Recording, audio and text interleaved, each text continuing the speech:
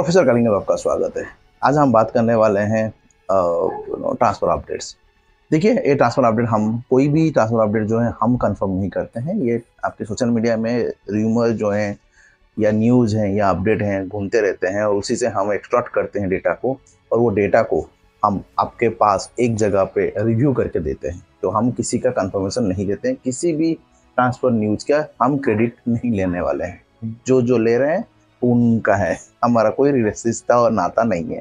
तो please comment box में ये कमेंट मत कीजिए कि ये कुछ भी ट्रांसफ़र कंफर्म कर रहा है, मैं नहीं कर रहा हूँ। दूसरी बात है, मैं छुट्टी पे हूँ तो इसलिए मैंने अमन भाई का ये सजेशन लिया है कि ट्रांसफ़र अपडेट वो देंगे हमें और वो रिव्यू भी वही करेंगे। बस एक चीज़ है कि ओडिशा एफसी के फ़ैन को बताना चाहता हूँ कि ओडिशा एफसी में कुछ मूवमेंट हो नहीं रही है और इसका मेन रीज़न है कि एमओयू का साइनिंग होना, जिसको उन्होंने अलग से वीडियो बनाया है। आप लोग जाके चेकआउट कर लो इमीडिएटली। और एमओयू जब तक साइन नहीं होता है मुझे नहीं लग रहा है कुछ इनकमिंग होगा, आउटगोइंग होगा पर इनकमिंग नहीं होगा। सो कोई अपडेट अभी फिलहाल नहीं है। सेम जामशेदपुर का भी है, कोई अपडेट नहीं है। आउटगोइंग हो सकता है, इनकमिंग की अपडेट कुछ भी नहीं है। बाकी क्लब के तो हर क्लब के बारे में अमन भाई बोलेंगे। बस एक चीज़ और बताना चाहता हूँ कि बिकॉज आईएसएल की एएफएफ के साथ डील पक्की नहीं हो रही है और हुई नहीं है, इसके वजह से सब जो क्लब हैं थोड़ा अनस्टेबल है और अभी तक वो ट्रांसफ़र का कोई मूवमेंट नहीं कर पा रहे हैं। They are waiting for it कि कब वो हो पाएगा। सो उसके लिए शायद टाइम लगेगा। तो स्लो चल रहा है और मोस्टली मुझे लग रहा है कि हमारा थाईलैंड और हांगकांग के मैच के बाद पिकअप करेगा। मेरा तो यही राय है।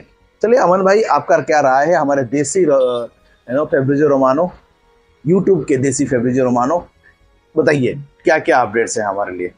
जो न्यू अपडेट्स आए हैं ट्रांसफर अपडेट में, उसमें तो सबसे पहले देखिए मरीना सरीना जो मोहन बगान के फैन पेज है वो लगभग सही अपडेट देते रहती हैं। वो लोग कहे कि मोहन बगान इस सीजन 3 साइनिंग करेगी। तो एक तो आपका समझ में आ रहा है कि रॉब्सन हो सकता है या फिर उनकी जगह कोई फॉरेन प्लेयर है। दूसरा आपका है मेहताब। तीसरा क्या है ये समझ में नहीं आ रहा है। तीसरा क्या 7 फॉरेन प्लेयर होने वाला है या फिर आपका कोई फुल बैक होने वाला है, ये तो भाई हम लोग को बाद में पता चलेगा, अभी हम लोग को नहीं पता चलेगा। नेक्स्ट अपडेट देखा जाए तो आपका लूना का आ रहा है। लूना आपके अगर देखा जाए ना तो केरला ब्लास्टर्स छोड़ सकते हैं, ऐसा अपडेट आ रहा है।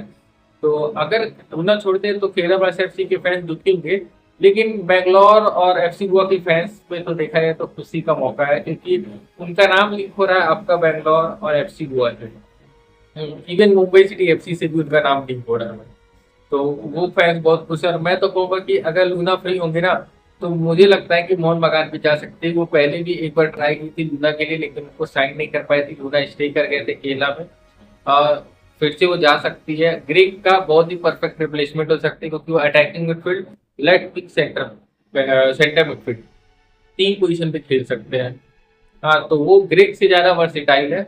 और जो देख देख रहे हैं हम लोग कि जो मोहन बगान है वो लो बजट में अच्छा प्लेयर साइन करना चाहती है, तो ग्रीक के बजट में मेरे ख्याल से लूना तो आ ही सकते हैं। इसके अलावा अगर अपडेट्स की बात की जाए तो हैदराबाद एफसी रेमसांगा के ऊपर इंटरेस्टेड है। गाँव को पहले से साइन कर चुकी है, चेल्सी ब्रदर्स के एक प्लेयर है, उनको पहले से साइन कर चुकी है। राइट बैक पोजीशन पे खेलते हैं, कैप्टन भी रह चुके हैं। और रेमसांगा रियल कश्मीर की तरफ से आई लीग में देखा है तो बहुत ही अच्छी परफॉर्मेंस दी है। उनका अपडेट आ रहा है कि उनके पीछे पड़ी हुई है। इसके अलावा देखा जाए तो नॉर्थ ईस्ट यूनाइटेड एफसी से अपडेट आ रहा है कि डैनी मितई का कॉन्ट्रैक्ट एक्सटेंड हो गया 2027 तक, और दिनेश सिंह का भी कॉन्ट्रैक्ट एक्सटेंड हो गया है 2027 तक। दोनों का देखा जाए तो ऑफिशियल अनाउंसमेंट भी हो चुका है भाई। नॉर्थ ईस्ट की तरफ से यही अपडेट्स आए थे आपके।